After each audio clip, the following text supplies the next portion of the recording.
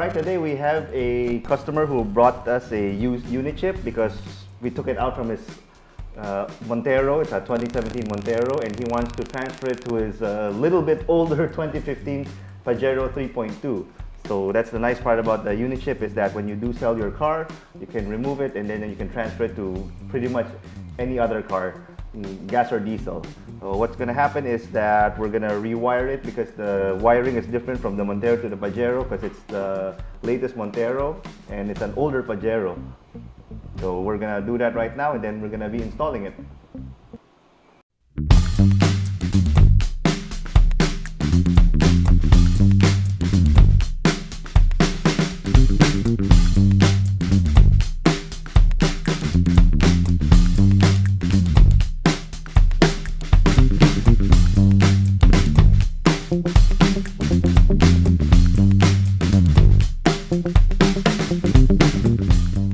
Okay, this is our Unichip Uniq software. This is what we use to tune the Unichip, and then it's an Excel file for all intents and purposes. Any ECU tuning software out there will pretty much look like this. You have a scale here. It's either X or Y axis. One scale is almost always RPM. So this is from 600 all the way to 4,500 RPM, which is the vehicle's red line. Then this one here is almost always load, or let's just put it this way, amount of tapak the pedal.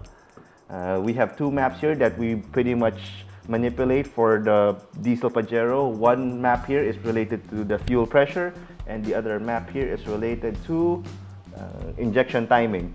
On VGT Pajeros, actually, there is another map here that we manipulate, which is the boost, but since this is the older 3.2, this does not have the variable geometry turbo, so there's nothing to adjust. Boost remains as is. If you want to raise the boost, boost controller is needed. So this is basically our fuel map here. Okay, this is a closer look at our fuel map. This is RPM, this is load or tapak, so it starts from here. And if we do graph how the pedal looks like, it goes up like that, and then when you let go, it goes down like that. As you can see, most of the numbers here are negative, and the reason why it's negative is because what we're doing is we're lowering the voltage of the fuel rail pressure sensor. So it's a bit hard to explain just by looking at it, so we're going to move to the blackboard in a little while by doing it in a graphical sense, where we show the entire feedback system of the fuel rail in relation to the suction control valve. Right, this is an absurdly simplified version of what the fuel delivery system in a diesel Pajero looks like. So what we have here is the fuel rail, or common rail direct inject. This is called that way because one fuel rail supplies all four injectors. Once upon a time, all diesel cars actually have four separate lines going out directly from the injection pump. That's not there no more. What we have now in modern diesels is what is prevalent in pretty much fuel injected gasoline cars 20 years ago.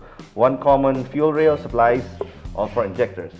So now all the fuel obviously comes from the fuel pump, which is connected to the tank. So there's actually another thing. Here's a low pressure pump here. Then it feeds to a high pressure pump that feeds to the suction control valve. Now this one opens and closes depending on how much pressure gets thrown into the fuel rail. Then at the very end of the fuel rail is a thing called a fuel pressure sensor. So this thing works on voltages. So normally 1 to 4 volts. The reason why we're doing negative numbers on the fuel rail is because of this relationship. The fuel rail pressure sensor works on voltages. Okay, say 1 volt, we give 100 fuel arbitrarily. These numbers don't mean anything. So what happens is, what we're doing is we're manipulating the voltage here. This is actually what race chip and DB chip also do. They manipulate the voltage. So what happens is, let's say you lower the voltage, say 0.8 volts. Now this voltage goes to the ECU. It looks it up in an Excel table that says, hey, let's say for every 1 volt, I need to see 100 fuel. So since you're throwing in only 8 volts, ECU will say, hey, voltage is low. It now commands the suction control valve to open to give more pressure. to make this 1 volt. So for 0.8 volts, ECU throws the signal, it will now give 120 fuel. And more pressure inside the rail equals more pressure going out to the injector, and so on and so forth. So let's say 2 volts gives you 200 fuel. What Unichip will do is lower that voltage, say 1.7 volts. Now, in effect, we get 240 fuel. This applies to the entire RPM range from idle of 1000 RPM all the way to red line of 45 RPM.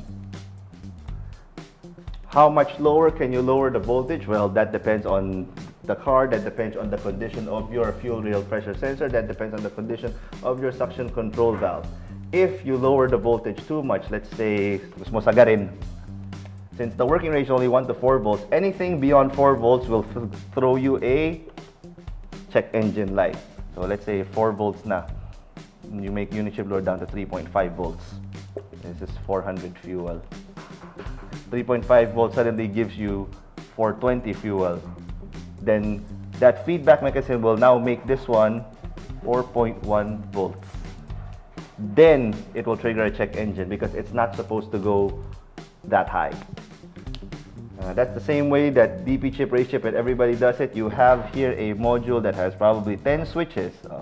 You start out at 4, then 5, then 6, then you go to 7. Plak! Check engine. Mali yan. Now you have to go back one step again. Unichip does the same thing, but we can fine-tune it better on up to 1 decimal point. So as you saw on the screen a while ago, we have, I think, negative 10.5. We can actually make it negative 10.6, 10.8, so 11, so on and so forth. So we can really fine-tune the voltage, which you cannot do in any of these other diesel chips because this is a very coarse adjustment. And you actually have no idea what the actual voltage is on setting 4, 5, and 6. So tansyahan lahat yan. That's also why Unichip is a lot better and will always be better than any of the diesel chips out there. And the other one that we have is injection timing. What this simply means is, in relation to the cylinder, when the injector sprays. So the earlier that you can spray this, the better. Because it allows the diesel and the fuel to mix in more thoroughly before it combusts. So that one, diesel chips can never do.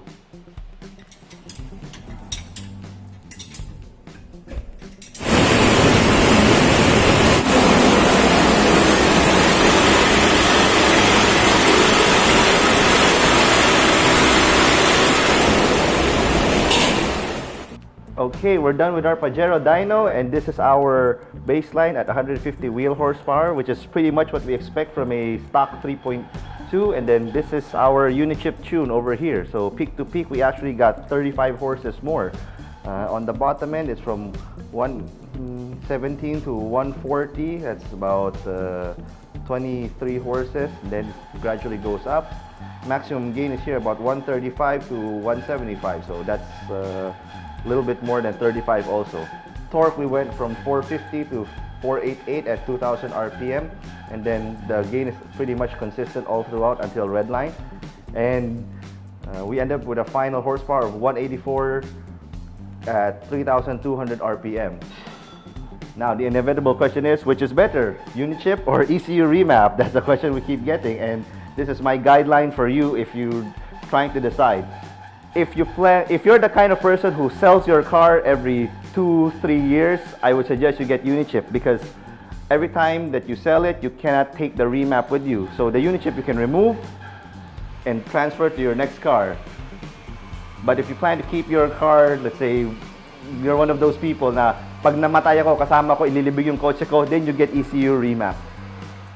This particular Pajero owner actually is on his second car already with a Unichip, and he did tell us that he'll plan to use it for another 2 to 3 years more, maybe 4 maximum. So at that time, when he does sell it again, we're going to remove the Unichip once more and transfer it to whatever next new car that he buys. So masulit na kung lumalabas. We'll show you how the math works out that way. Okay. So let's assuming you're choosing between Unichip and remap. So this is the cost of it. Unichip is 35 grand, which includes the install and the dyno. Remap is 25. These prices are good as of 2020, so don't don't ask 5 years later and ask if this price is still applicable. So pros and cons of this one: remap will get you more power, most torque, speed limit, throttle, boost, timing. Unichip basic adjustment for diesels is fuel, throttle, timing, some boost. Oh yeah, this also has shot duration. So given everything else, remap is able to adjust more parameters to get more power and more torque. This is what Unichip can do. So let's go back to our Pajero example. So this one we got 35 HP. If we remap on a similar car, we see anywhere from, say, an average of a 65 horse increase. So less money, more power. More money, a little bit less power. But when the time comes to sell your car, your cost to take out the Unichip, transfer, and dyno is only 10. You buy a new car, then you want to remap, you spend another 25. So your total out here is 45. Your total out here is 50.